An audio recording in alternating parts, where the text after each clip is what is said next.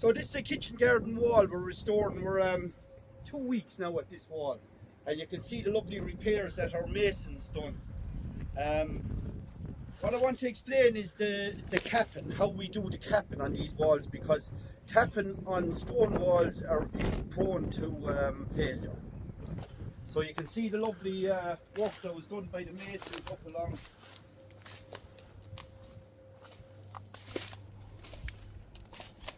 And you can see that the wall was built in courses. I think that started when price work came in. So we'll go up here and we'll have a look at this. So prior to capping, the wall was built up to a line, up to a level like that.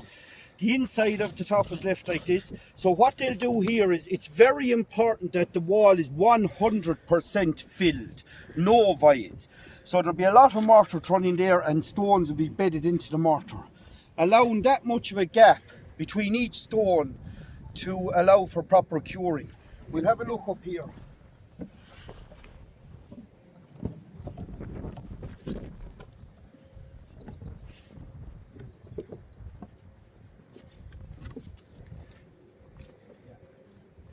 So this is a lovely example now of capping, and this is the best way we could do that there be no failures. You can see the depth of the stone and the type of stone we use, all types of stone, round ones and things like this. But here's the crucial part. The masons are laying a huge bed of mortar along the wall, and they're sticking these in lengthways like that, the way it gets anchored right into the mortar. Like this. I'll just do an example here.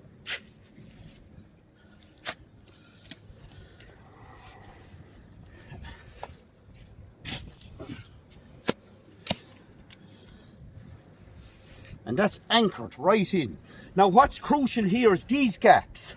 These gaps have to be kept fairly the same to allow for proper curing, because each stone will cure this depth of mortar.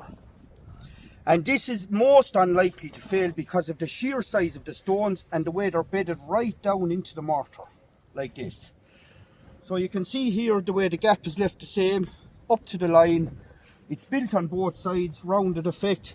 And what we sometimes do is we leave the mortar up on the top like this, up very high, proud of the stones. We do not knock that off, we leave the winter to knock that off, because the high depth of mortar, like that. So this, if it's very high like that, especially in winter work, it's coming into spring now, it's okay, but that'll blow in winter. But when it blows, this will come off, and then you'll have a perfectly cured joint.